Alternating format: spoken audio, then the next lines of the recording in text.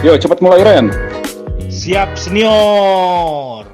Selamat datang di Otentik, obrolan tentang ekonomi dan politik yang diselenggarakan oleh SIGMAPI, Policy Research and Data Analysis. Seperti biasa, kita kembali dengan topik yang perlu untuk dibicarakan dan penting untuk dibahas. Dan seperti biasa juga, saya tidak sendiri. Saya akan ditemani oleh senior saya yang paling top dan paling ganteng, Senior Hardy. Senior Hardy. Halo. Bentar amat udah manggil, bahas dulu kayak apa gitu. Oh, kalau bahasnya sendiri nggak seru, harus berdua. Ngomong dulu, nggak apa-apa. Kalau sendiri namanya monolog senior. Iya, monolog dulu lah, semenit 2 menit. Nah, baru gue cuma. Nah, jadi gini. Gimana? Pada hari ini kita nih temanya tentang plus minus startup. Nah, startup ini kan sudah jadi bahasan seluruh kelompok masyarakat, bahkan elit nih senior, karena kan pada debat presiden ya, pada debat pres yang lalu kan ada satu pertanyaan yang sempat menggempar seluruh republik ini soal unicorn ya kan. Ya. Nah, pada waktu itu kan kita memiliki memang beberapa unicorn, dan bahkan posisi sekarang kan kita juga sebagai negara dengan jumlah unicorn terbesar di ASEAN. Berapa jumlahnya? Jumlahnya 7 ya, kalau nggak salah 7. Pada waktu 2 tahun yang lalu debat itu masih 4 ya? Masih 4. Cuma kan 7, yang 2 sekarang kan bergabung. Merge, kemudian jadi Dekakon. Bahkan sekarang kita udah ada Dekakon toh. Ya, nah artinya perkembangan itu terus bergulir, dan startup ini nampaknya menjadi satu norma bisnis baru, terutama di kalangan anak muda. Nah, gitu senior. Nah, senior gantian dong. Ada sabda-sabda khusus soal startup ini? Enggak lah. Yang jelas startup ini kan jadi semacam alternatif orang dalam upaya melakukan aktivitas produktif, atau baik itu dia sebagai pendirinya atau kemudian orang bekerja di startup, dan itu ternyata menyerap lapangan kerjanya lumayan banyak juga, menghasilkan perputaran uang yang ternyata juga lumayan. Bener nih. Lumayan lah. Sekarang dulu di Gojek berapa kali sehari untuk pesen kan? Ya, tapi kalau dibanding perusahaan konvensional, apa bener dia lumayan juga? Iya, dibanding tukang ojek sebelah rumah lo kan nggak pasti gedean Gojek. Yang konvensional kan yang kan startup ini kan banyak cerita miringnya senior. Ya tentu saja banyak. Makanya kita akan bahas startup itu apa sih sebenarnya? Sebenarnya apa startup? Rintisan, perusahaan rintisan, perusahaan. Ntar dulu, perusahaan rintisan hari ini pakai yang baru dibikin, yang berbasiskan di teknologi digital, gitu kan kurang lebih lah ya. Jadi kalau misalnya perusahaan rintisan tapi buka warteg, ya itu nggak masuk startup lah. Oke. Ya kan, kalau dia masih fisik gitu, atau dia di depan rumahnya gelar dagangan segala macam, ya bukan startup di sini dalam terminologi hari ini. Panggil. Kita panggil orang ahli. Saya pengen cerita sedikit nih. Kalau saya pakai lurik nih sengaja nih hari ini. Oh, itu lurik. Lurik untuk menegaskan bahwa perkembangan startup nih harus mengakar juga. Langkonnya nggak ada. Apa? Langkonnya nggak ada. Nanti makin bulat muka gue. Oke lah, langsung kita panggil, langsung kita senior. Anak muda, ganteng, zaman kuliah, banyak disukai cewek-cewek, cocok lah buat ngobrolin soal startup. Dia main startup juga? Main pasti. Makanya kita panggil langsung aja. Gusti Raganata. Gus. Gusti, mana? Halo, selamat sore semuanya. Waduh, brewokan dia. Mantap ini. Nah, Gusti ini senior, peneliti di SIGMAPI, tentu saja. Nah, spesialisasinya di ekonomi digital, dengan publik dan seterusnya. Nah, S1-nya dulu di UI, di FISIP UI, lalu melanjutkan master di Tokyo ya, Tokyo University. Top ini udah luar biasa nih pengalamannya senior. Jadi soal ekonomi kita. Iya. Jadi gimana startup ini gimana? Yang paling pentingnya apa, Ren? Nah, mungkin langsung aja kali, biar kita jelas, langsung kita tanya aja nih Gusti, sebelum berangkat kemana-mana, kita pengen tanya apa itu startup dan ragam jenisnya segala macam tuh apa aja tuh startup yang ada di Indonesia? Jadi singkatnya apa Gus? Startup itu Gus? Kalau 2 kalimat aja misalnya. Kalau KBBI ya rintisan, usaha rintisan jelas KBBI ya. Cuma memang startup ini kan ibaratnya mereka ingin mendisrupsi ya dari perusahaan-perusahaan yang memang sudah konvensional dan sudah matang gitu bertahun-tahun mereka beroperasi, tiba-tiba dari yang udah matang ini kan pasti selalu ada celah-celah yang seperti dimanfaatkan. Nah, itulah yang dimanfaatkan oleh startup. Jadi dengan embel-embel istilahnya menyelesaikan permasalahan sosial melalui celah yang dilakukan oleh pebisnis yang udah mapan ya. Nah, itulah startup gitu ya. Jadi anak-anak muda kebanyakan mereka mengadakan semacam usaha gitu. Dan ini kan berangkat dulu awalnya di Amerika ya, Silicon Valley itu kan. Silicon Valley itu dulu ya, artinya kan basisnya itu harus teknologi digital, internet gitu baru disebut startup kan.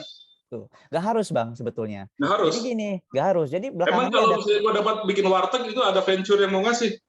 Ada, selama warteg itu punya inovasi. Ada namanya, kalau pernah dengar namanya Hungry, ada itu di Jakarta. Kalau pernah pesan di GoFood itu Hungry itu ada sebutnya Cloud Kitchen. Kenapa disebut Cloud Kitchen? Karena dia dalam satu perusahaan dia punya berbagai macam merek ya. Misalkan ada ayam geprek, ada kebabnya dan lain-lain gitu ya. Tapi dijadikan dalam satu tempat gitu. Padahal bisa jadi yang punyanya beda-beda, tapi disatukan dalam satu bendera. Nah, itu dapat funding dari venture capital. Ya, itu artinya berbasis digital juga. Iya. Kalau yang biasa itu venture capitalnya namanya Pak Ajitono senior. Kalau kita buka warung. Jadi startup itu kan terutama berbasis digital, teknologi, menawarkan solusi kan. Menawarkan solusi yang selama ini agak terlalu mungkin nggak ekonomis kalau digarap oleh perusahaan yang sudah mapan, atau terlalu rumit kalau digarap oleh perusahaan tradisional.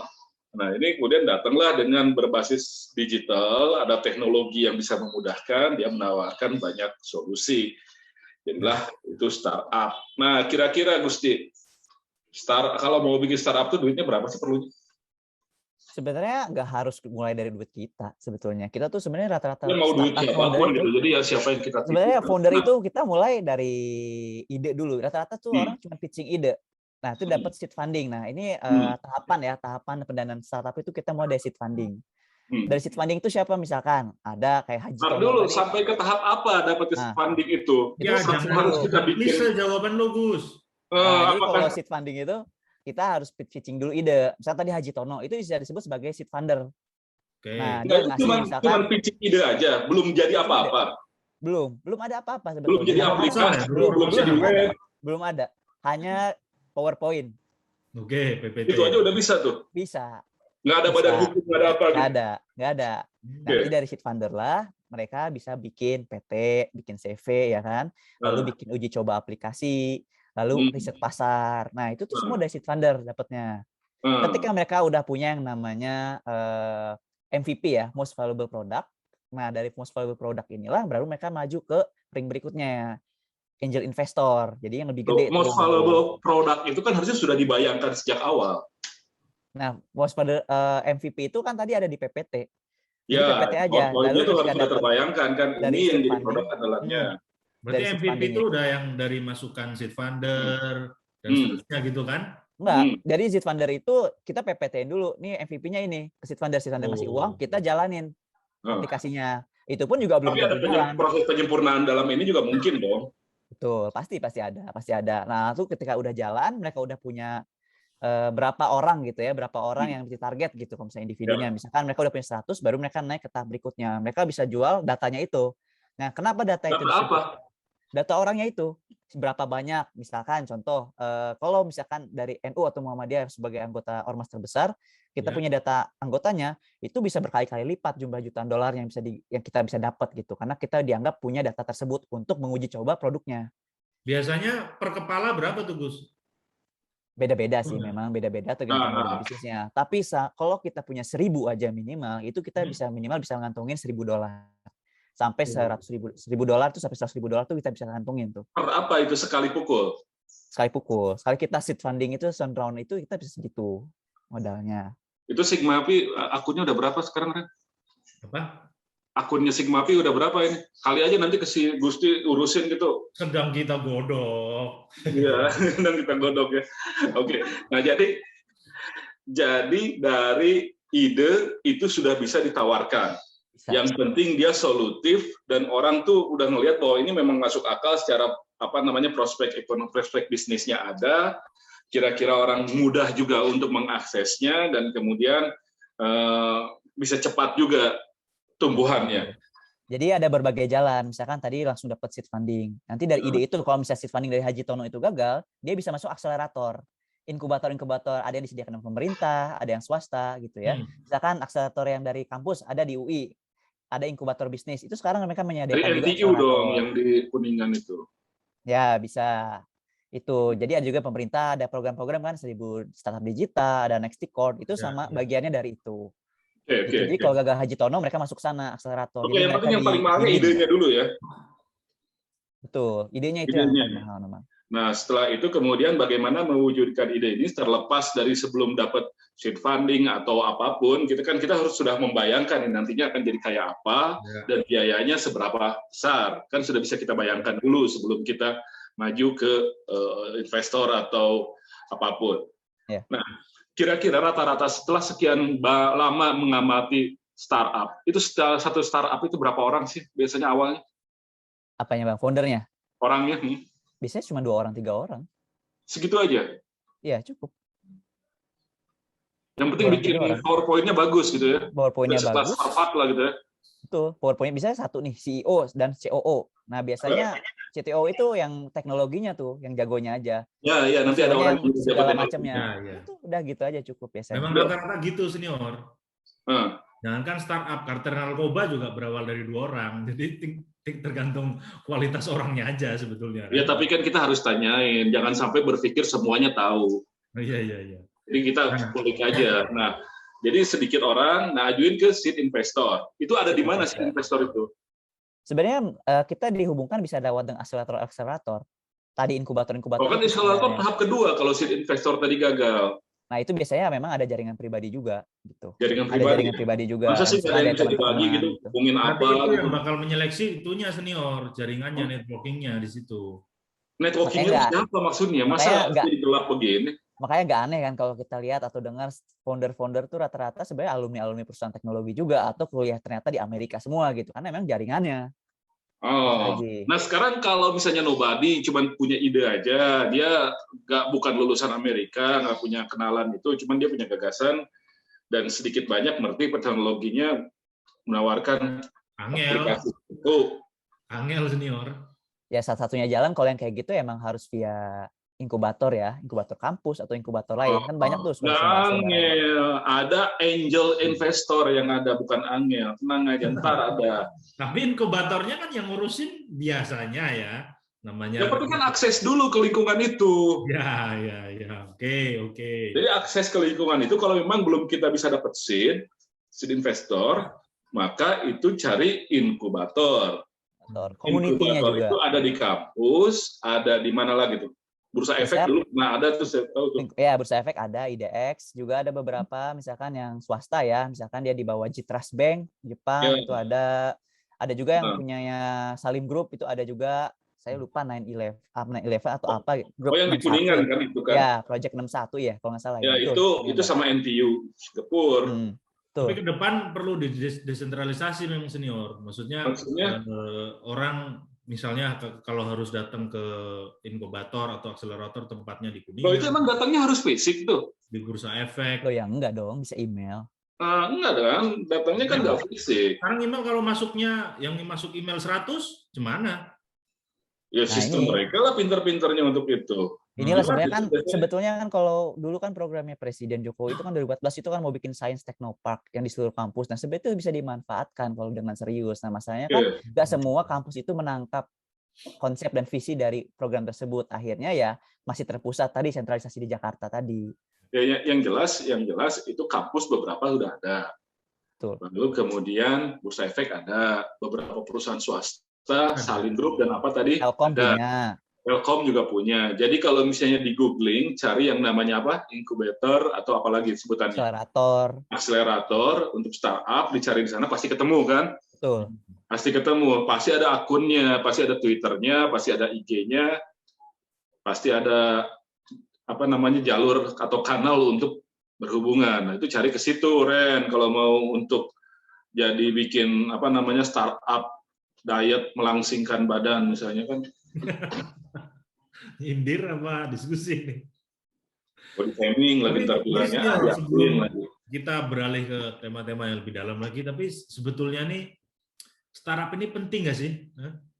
Maksudnya dia tahu, nanti kita lihat dulu setelah kita kulitin benar, nah baru kita nilai biasa aja ternyata gitu, atau penting juga gitu. Kita lihat dulu lah.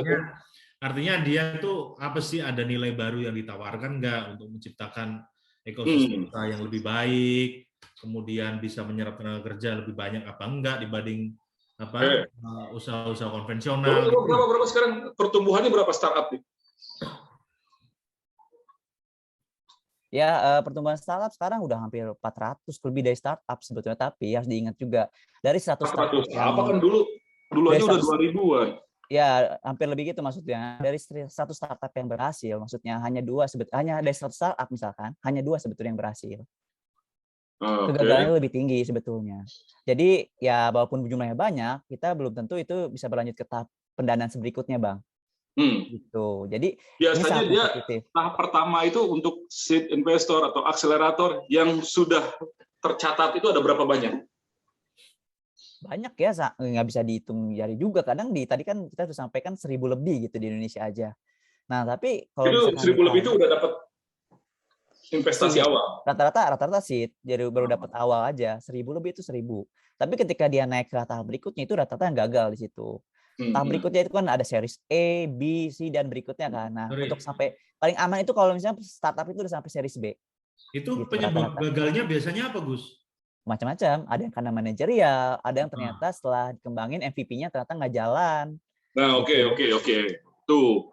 Jadi ukurannya apa untuk mengukur startup ini tumbuh secara sehat itu apa? Apa tadi?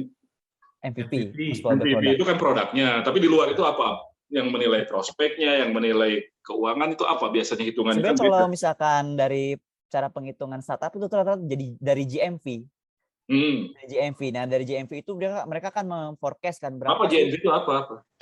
Gross value gitu. Saya lupa nama panjangannya. Tapi itu dari GMV itu dia biasanya mengkalkulasi, bisa memforecast bisa sampai tahun berapa. Makanya sebenarnya jadi banyak pertanyaan ketika startup mau ke IPO ya, karena penghitungannya beda gitu. Tapi memang IPO itu adalah salah satu exit strategi selain merger and acquisition. Jadi sebenarnya nggak semua founder dan co-founder itu berharap dia jadi kayak Sergey Brin atau Larry apa ya, yang di Google gitu ya. Nggak berharap itu. Kadang-kadang mereka cuma sampai udah jual idenya, udah dibeli sama Telkom, selesai. Di merger, di akuisisi, selesai. Dia udah yang penting dapat uang banyak, dia bikin lagi. Kayak ceritanya Tesla itu kan siapa namanya? Tesla? Elon Musk itu kan ceritanya juga kayak gitu. Dia awal cuma bikin PayPal, dia jual, dia bikin lagi, dia jual, dia bikin lagi, kayak gitu terus. Karena emang dia punya visi lain, dia punya kerjaan lain. Emang dia cuma jual idenya aja yang mahal itu, dan dia pintar men-saleskan dari startup tersebut dan menghitung GMV-nya. Banyak ya dia ya? Banyak. Elon Musk itu kan paling gede itu dari PayPal ya. Kan kita tahu sebagaimana PayPal yang suksesnya PayPal gitu dalam keuangan internasional gitu, mempermudah kita dalam melakukan transaksi. Nah, itu salah satunya PayPal. Sumber uang dari Elon Musk pertama kali itu. Ya. Jadi kalau untuk sampai tahap dia mendapatkan investasi dari seed atau dari angel itu masih banyak yang sukses ya. Tapi untuk sampai ke sananya dapat investasi series A itu masih banyak juga. Ketika masuk B itu udah mulai seleksinya ketat. Sebenarnya series A tuh udah mulai cukup ketat. Cuman biasanya rata-rata startup yang aman itu kalau mereka udah dapat series B, Bang. Jadi ketika udah series B artinya mereka udah jadi kalau urutkan lagi kalau gitu tahapannya itu dari awal tuh gimana tadi? Dari seed investor rata-rata berapa nilainya? Seed investor tuh $1.000 sampai $5.000. $1.000 itu cuma 10 juta, 15 juta. 14 juta. Paling rendah 12 juta sampai $5.000. Sampai 5.075 juta. Ya, 75 juta. Nah, nanti dari $5.000 mereka baru masuk angel investor tuh. Angel? Dari seed, angel tuh ada yang paling gede memang sampai $100.000 gitu. Ada $100.000 sampai $500.000 tuh ada. Dari 5.000-an sampai ke 100.000 ya? Betul. Ini dari 75 juta sampai ke level berapa? 100.000 itu 1 M ya? 1,5 ya? Ya, 1 M. Nah, nanti dari situ baru kita masuk series A dia. Series A. Ada startup juga yang udah dapat $60 juta, ada startup yang baru $10 juta juga ada. Jadi beda-beda. Oh, series A itu macam-macam juga. Macam-macam juga, tergantung. Nggak ada yang paling rendahnya. Nggak ada. Standarnya sih rata-rata memang series A itu $500.000 ya? ada. 500.000. $100.000, $500.000 itu ada. Oke. Tapi startup kalau udah modalnya udah gede, makin gede ya, mestinya udah nggak disebut startup lagi dong ya? Sebenarnya karena mereka masih bakar uang. Kalau ininya begitu berarti ya, sampai dia benar-benar bisa menghasilkan keuntungan yang real, yang bisa menutupi biaya operasionalnya dia, maka itu masih startup aja kalau gitu. Harusnya. Oke. Nah, sekarang si investor itu kok mau gitu loh, kan spekulasinya tinggi. Apa yang mereka lihat? Sebenarnya memang tingkat keberhasilannya kan rendah, tapi kita harus lihat hasil kebalikannya. Misalkan gini, ada cerita Flip ya. Flip itu salah satu angel investornya itu sebenarnya cuma punya BPR. Flip itu apa? BPR. Flip itu ada aplikasi untuk pengiriman transfer bank gratis. Misalkan saya punya rekening Himbara mau kirim ke BCA, tapi itu bisa lewat Flip, itu bisa gratis. Bisa kena uang transfer kan, 6.500. Nah, tapi karena Flip ini jadi kena. Wah, ini uangnya nggak berseri ya senior ini kan. Dia nggak pernah transfer, terima aja Pak. Senior pakai cash kayak kartel. Kartel iya, pakai kantong kresek. Nah, dia itu dapatnya seed funding-nya itu dari punya BPR, dari kenalan juga, dia modalin sekitar ya 50 juta lah. Dari 50 juta itu dia kembangin programnya jadi lebih terotomisasi segala macam. Dari modal 50 juta itu akhirnya kan dia dapat series round berikutnya kan. Dari misalkan dari venture capital ya kayak Northstar lah, Sequoia atau East Venture dan lain-lain, dia dapat dari situ. Yang seed funding keluar, dia dapat uangnya balik. Nah, uang balik itu bisa jadi 3 kali 4 kali lipat. Oh, si funding yang awal itu juga ikut terlibat dalam mendapatkan yang berikutnya untuk mengganti yang dia awal keluar. Ya, serah dia mau lepas sahamnya berapa persen gitu, itu bisa. Ya. Gitu. Nah, itu bisa berkali-kali lipat tergantung dari penghitungannya kan berikutnya itu. Dari GMV-nya tadi yang saya sebutin. Menarik nih Flip ini senior, karena kan Flip itu kan juga kalau nggak salah foundernya di kelas kita ya Gus ya, di Fasilkom ya. Ya, anak Ilkom Fasilkom UI ya, anak BEM dia. Dan kemarin baru dapat penghargaan ini Forbes sebagai. Dia udah dapatnya apa sekarang? Series? Under 30. Dia udah series B dia sekarang. Oke, udah gede ya kalau gitu ya. Padahal dia mulai dari 2 rumah di Depok kontrakan. Sekarang dia udah punya sendiri di daerah. Udah punya SCBD kontrakan ya. SCBD langsung. Ya. Jadi dari itu ya dia mulainya. Oke. Nah, kalau sudah begitu rata-rata berapa uang yang harus mereka bakar untuk bisa dapat investasi yang lebih tinggi lagi? Tergantung strategi marketing dan model bisnisnya. Rata-rata mereka kan kalau memang mereka udah mulai mapan, mulai banyak dapat founder, kayak misalkan kita lihat beberapa tahun belakang kayak fintech kayak OVO, GoPay itu kan dia banyak uangnya kan. Maksudnya dia bakar uang banyak banget, kasih promo segala macam. Itu hampir bisa jadi 40%, 60%. Riyadi yang Lipo itu kan akhirnya keluar dari OVO karena salah satunya tidak kuat dengan strategi bakar uangnya OVO itu. Karena itu hampir setengah dari modalnya mereka itu habis untuk itu, promosi. Jadi sekarang itu kewajiban. Siapa yang pegang Gus? Siapa? OVO siapa sekarang yang ini? OVO itu sekarang kan banyak ya, dari asing juga ada, dari SoftBank, ada juga dari MTech di situ juga ada, gitu ya. Nah jadi sebenarnya jadi ada pertanyaan juga gitu, cross ownership antara MTech, antara Dana dan OVO gitu. Iya, ada begitu ya jadinya ya. Ya. Jadi tapi rata-rata startup bakar uang di awal. Bakar uang pasti, karena mereka akan memasarkan kan. Karena yang pertama itu adalah bagaimana meraih sebanyak-banyaknya apa sebutannya apa ya? Nah, bukan nasabah, konsumen, pengguna juga. Pengguna power user namanya, power user istilahnya, pengguna yang berkelanjutan gitu. Nanti ada istilah-istilahnya. Datanya itu penting juga, itu dipakainya buat apa ya? Nah, nanti datanya dari power user-nya itu kan ketahuan berapa, misalkan pengguna harian yang berulang dan sudah siapa berapa yang menggunakan ini bentuk berkelanjutan selama berapa bulan, berapa kali. Nah, itu datanya digunakan untuk series pendanaan berikutnya. Karena nanti dikalkulasi Dari hasil penggunaan core user NTU tadi itu dikalkulasi melalui GMV-nya berapa ketika 5 tahun ke depan, 3 tahun ke depan. Nah, itu untuk series round berikutnya. Gitu. Itu yang series, yang ngeluarin dana series itu perusahaan apa sih di Amerika atau di luar itu? Oh, venture capital. Iya, Perusahaan permodalan. Singapura paling banyak kalau di kita. Iya. Ya kita tahu lah modal Ventura gitu seperti apa. Dia masuk ke dalam, tapi tidak hanya sebagai penyedia uang, tapi sedikit banyak dia ikut menentukan arah perusahaan gitu. Karena Ventura itu kan ada berbaginya. Venture kan ada berbaginya. Salah kan, Venture itu kan juga komisarisnya bekas kepala Backcraft itu Pak Triawan Munaf. Tapi kan mungkin diangkat juga dalam rangka agar bukan hanya berhenti pada pendanaan, tapi juga bisa mendampingi startup ini untuk networking-nya, dikenalkan dengan startup lain untuk bisa kembang senior. Ya.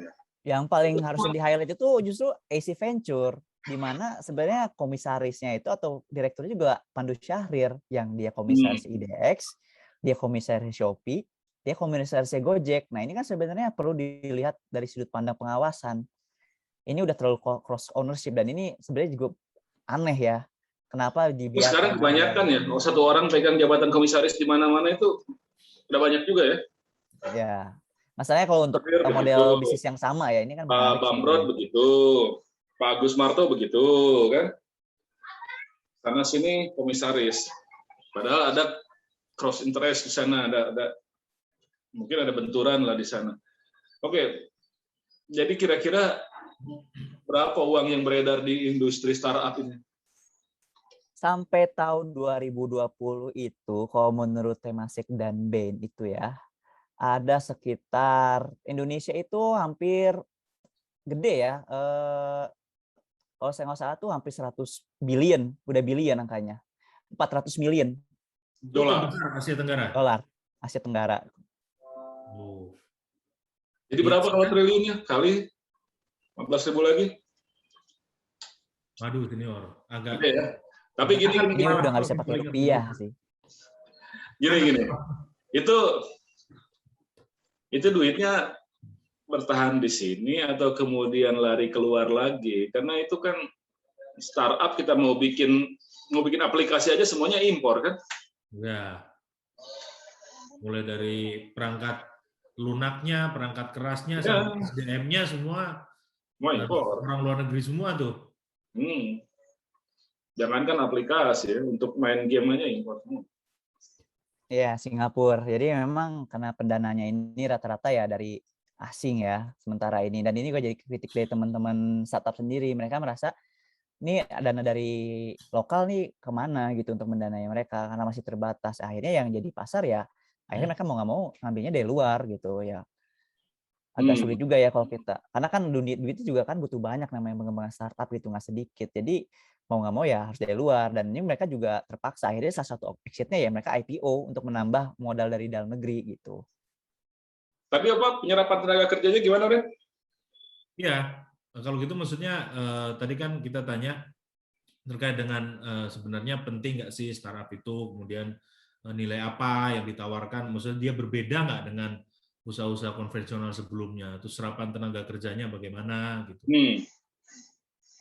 Sebenarnya kalau misalkan ditanya gitu ya, serapan tenaga kerjanya tuh menarik ya, karena ada yang namanya juga talent gap gitu kan. Nama talent gap tuh sebenarnya serapan tenaga kerja tuh mereka butuh sekali untuk yang high skill kayak engineer dan lain-lain. Nah, akhirnya karena kekurangan, akhirnya mereka narik banyak orang India, orang Singapura dan lain-lain. Tapi kalau ditanya untuk yang low skill gitu ya, itu sangat banyak. Contohnya jadi apa? Misalkan di startup yang sifat e-commerce, mereka jadi yang customer service, mereka yang jadi merchant-nya di bawah gitu ya.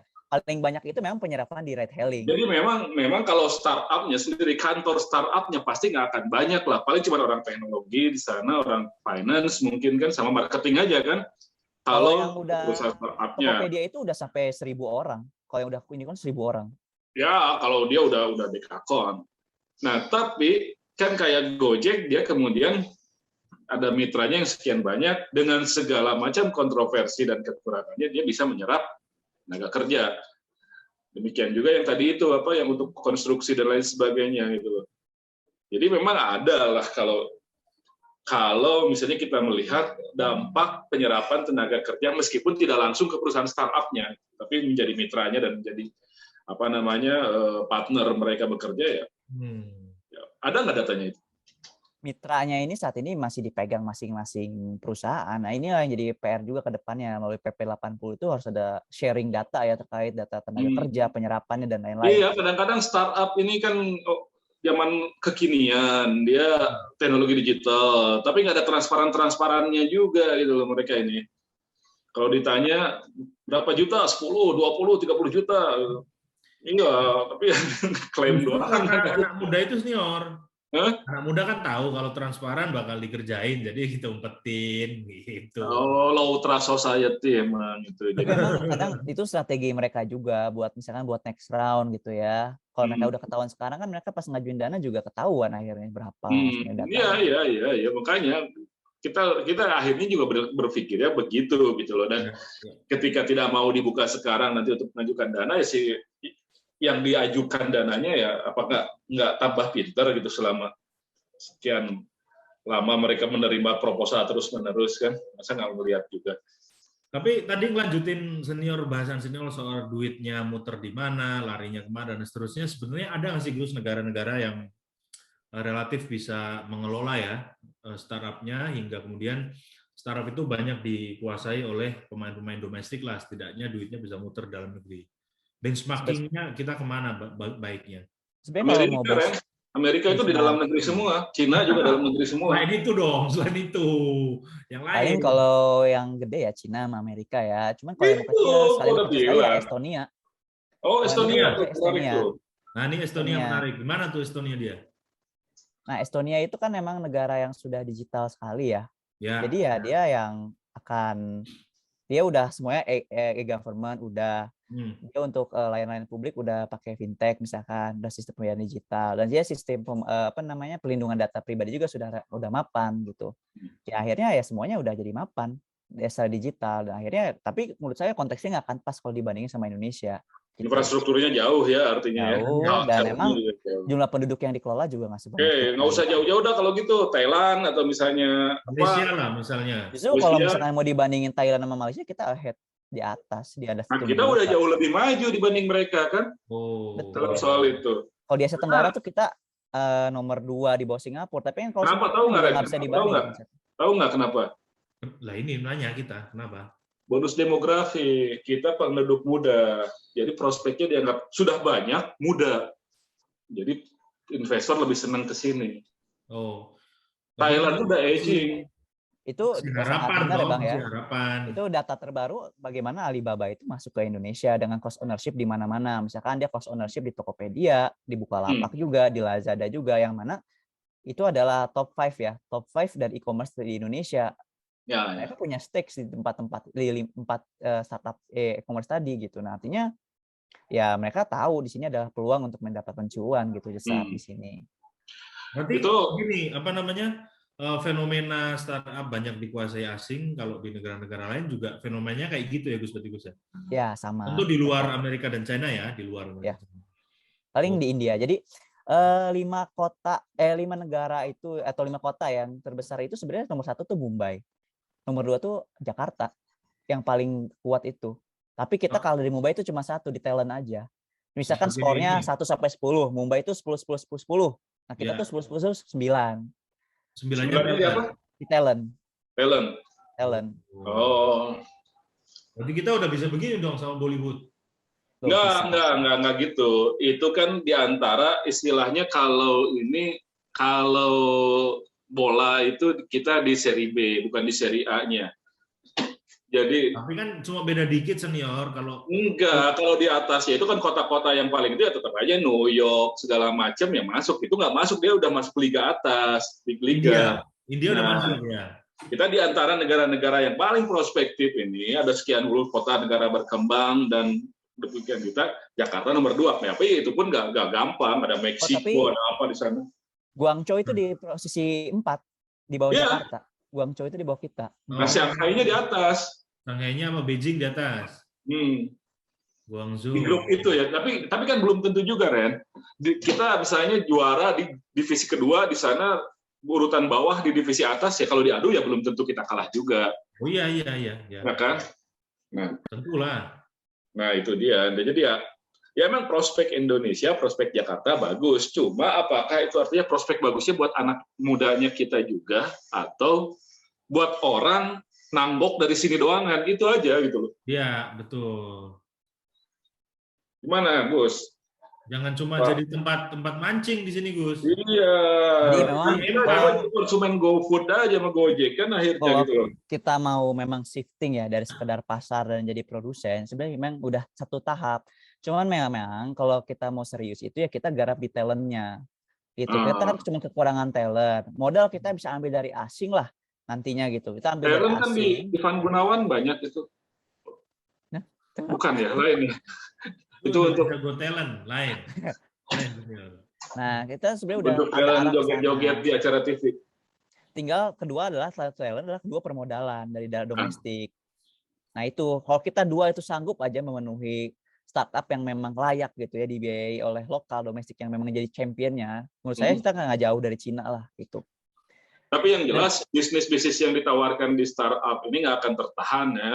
Dia akan terus ada di situ. Orang akan semakin ke situ terus gitu. Yang tadinya nggak kepikir digital, semuanya akan jadi digital. Jadi ada anekdot gini. Kalau mau bikin startup yang sukses, coba kita ikutin 7 dosa manusia.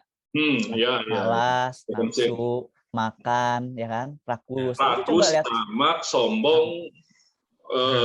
Apa namanya? Bisnis kita harus mengeksploitasi itu berarti gitu ya. Betul. Rata-rata yang sukses kayak gitu. Misalkan sombong, LinkedIn, lihat seberapa sukses LinkedIn dan Facebook, media sosial, Instagram. Rakus, lihat bagaimana GoFood ya kan, Uber Eats dan lain-lain. Kalau last, Tinder, Bumble itu kan, bagaimana itu dimanfaatkan oleh banyak orang. Atau yang X itu mungkin kan. Nah, itu akunnya Gusti banyak di situ senior. Oh iya, itu dosa yang lain lagi kalau dia emang. Iya. Gitu. Jadi anekdotnya kayak gitu di luar negeri pun gitu. Nggak, sebenarnya kan kalau mau benernya yang solutif, yang menawarkan solusi terhadap persoalan manusia. Cuman mereka menilai persoalan manusia yang paling besar dan paling ada di mana-mana, yaitu adalah untuk memenuhi 7 dosa itu. Yang banyak digunakan, gimana menghasilkan profit. Memang hasilkan profit. Otentik ini bukan cuma obrolan tentang ekonomi politik senior, tapi sudah cerempet-cerempet ke ini khotbah ya kan. Iya, tuh kan lo tuh ada sombongnya juga sih, muji-muji diri sendiri jadinya. Tapi gini ya, so far gimana menurut penilaian lo Gus? Kan tentunya perkembangan startup kan nggak bisa pisah nih dari kinerja pemerintah. Nah, so far gimana pemerintah mengelola startup di Indonesia dan dari situ apa ke depan yang mesti dilakukan? Ini sebagai saran ya. Kalau kita lihat lagi tadi aku meralat sedikit ya. Tadi kan ekonomi digital Indonesia tuh 2020 tuh 44 billion USD ya, 44 dan diperkirakan 2025 itu jadi 144 ya. Dan pemerintah dan menurut banyak analis juga dan menurut saya pun juga sesuatu yang kalau misalkan dalam masa normal tuh kita baru nyampe masa 44 itu tuh tahun 2023, tapi karena pandemi kita tuh mencapai itu terhadap tahun ini 2021. Yaitu pandemi ini mempercepat. Tapi percepatan ini bakal hancur juga gitu kalau misalkan pandeminya nggak terkendali. Nah, pemerintah yang satu pasti pertama harus menyelesaikan pandemi dulu ya, mengelola dengan baik satu. Kedua, kalau lihat dari program ya memang pemerintah juga udah menyiapkan gitu ya strategi-strategi untuk menghadapi tadi talent tadi. Jadi Kominfo punya beasiswa-beasiswa. Ya, sekolah-sekolah vokasi, beasiswa-beasiswa. Betul. Itu udah ada walaupun memang harus dimasifkan gitu. Karena kan secara PISA skor matematika kita kurang karena kunci untuk memenangkan ekonomi digital itu memang di skor matematikanya itu gitu. Coding dan lain-lain gitu. Jadi ketika dulu kita kan diajarin bahasa Inggris adalah bahasa masa depan, dan masa depan bahasanya bahasa pemrograman gitu. Jadi anak kita disiapkan bahasa pemrograman gitu. Waduh, nah, lalu makin berat ya hidup ini. Karena terus berkembang kan. Ketiga adalah yang paling penting sekarang adalah kunci untuk semua keamanan adalah perlindungan data pribadi sebetulnya. Selama tidak ada, jadi dan itu undang-undangnya belum kelar ya, masih ada ini problem di DPR. Jadi itu harus dikelarin supaya nanti semakin smooth dan semakin jalan, kemudian orang makin tertarik keluar duit untuk memodali ini. Dan ya paling nggak investasinya juga di hardware-nya juga berjalan lah, bikin ini itu segala macam harusnya di sini juga gitu. Ya. Dan itu juga satu tandem lagi di RUU PDP adalah satu lagi penghargaan tentang atas intelektual IPO ya. Ya, produk intelektual ya yang harus dihargai. Nah, itulah perlindungan udah ada Dirjen Haki udah ada toh? Ya, ada institusi belum tentu berjalan. Ada, tapi ada beberapa hal yang sekarang ini baru dinyatakan sebagai kekayaan intelektual yang mungkin karena hukum kita kan masih belum bisa. Proses senior. Proses ya, oke. Ya udah. Jadi startup itu kalau dilihat untung ruginya ya lumayan lah, ada untungnya, banyak untungnya, tapi yang jelas kalau dia hanya menjadikan Indonesia ini sebagai ajang orang untuk mencari pendapatan dari sini, memanfaatkan jumlah sumber penduduk yang banyak, lalu kemudian uangnya nanti lari lagi keluar, seperti yang sekarang ini sedang berjalan, itu agak menyedihkan juga. Impor jasa telekomunikasi kita kan naik terus, dan ini tidak tidak bisa tidak terkait juga dengan perkembangan ini juga gitu. Kenapa impor jasa telekomunikasi kita jadi semakin tinggi? Kalau memang misalkan banyak hardware, emang kondisinya itu permasalahan di industri kita sih. Ya itu makanya itu harus konduktor. Tapi nggak cuma hardware ya, yang produk-produk software juga kan masih di luar juga. Nah itu bagaimana lah menarik mereka supaya produknya di sini dan kita bisa melakukan. Setidaknya kayak China dulu lah, pabriknya di situ gitu, meskipun masih kepunyaan mereka semua, tapi kan itu masih tetap harus bisa dijalankan ya. Supaya ya optimal lah gitu loh, nggak semuanya kita hanya tukang startup gitu, akhirnya nggak bisa. Kalau soal talent kan kita berharap besar nih senior, karena kan Menteri Pendidikan kita kan lulusan startup sukses nih. Ya. Toh mestinya waktu sekarang kan mungkin 3 tahun lagi semoga ada gebrakan yang besar. Adalah. Mengatasi talent gap tadi tuh. Mestinya bisa lah. Setelah pandemi ini kan ada percepatan digitalisasi, justru pandemi jadi orang lagi semakin terbiasa. Iya. Kita aja nih sebelumnya kan nggak begini nih. Cuma karena ada pandemi kita bikin video. Kayak gini ya. Masa depan ekonomi digital Indonesia cerah lah. Kalau memang misalnya kita mampu menghadapi ya tadi talent gap tadi, dan juga emang kesiapan juga dari masyarakat kita dan permodalan, jangan sampai uang ini lari keluar, itu ya kuncinya. Oke. Mudah-mudahan jadi perhatian. Thank you Gusti. Thank you. Keren. Terima kasih. Jadi kalau buat bikin startup nanti tolong diarahkan lah seed investornya siapa gitulah, akseleratornya di mana biar cepet dapat seri A. Berapa? $100.000. Kopi Kenangan aja kan dapat dana dari venture capital 100 berapa juta dolar, $1 juta ya kalau nggak salah ya. Ntar kita bikin kopi Kenangan. Merek baju Muslim juga dapat sekarang, Clamby kalau pernah tahu. Iya. Kita bikin lah. Hijab. Kopi Kenangan sudah dapat, kita bikin kopi kutukan. Kopi kuburan senior. Oke, apa aja lah, yang penting dapat 100.000 gitu, lumayan. Kopi kuburan, nanti angel investornya angel betulan nanti. Dari pohon Kamboja. Ya udah. Makasih banyak.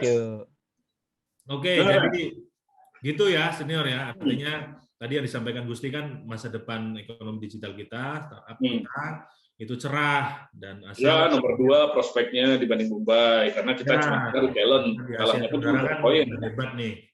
Cuma memang tadi penting tuh yang digarisbawahi senior bahwa jangan sampai kita dalam tanda kutip sebagai empang aja jadi tempat mancing.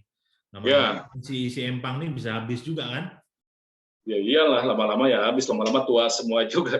Cuma nanti kayaknya habis ngobrol-ngobrol ini kita mau coba bikin startup lah. Kita buktikan omongan Gusti bener nggak ini? Lo aja yang bikin, kalau bagus gue ikut. Oke gitu. Ya udah, thank you semuanya ya. Kira-kira begitu obrolan kita tentang plus minus startup dengan tadi teman kita. Ada plusnya, ada minusnya, dan penting bisa digeluti tapi tetap waspada supaya ini tetap bisa bermanfaat optimal untuk Indonesia. Thank you. Saya Hardi Hermawan, pamit. Reno. Saya Reno Konsenegoro, dan sampai jumpa lagi di obrolan tentang ekonomi dan politik otentik. Bye.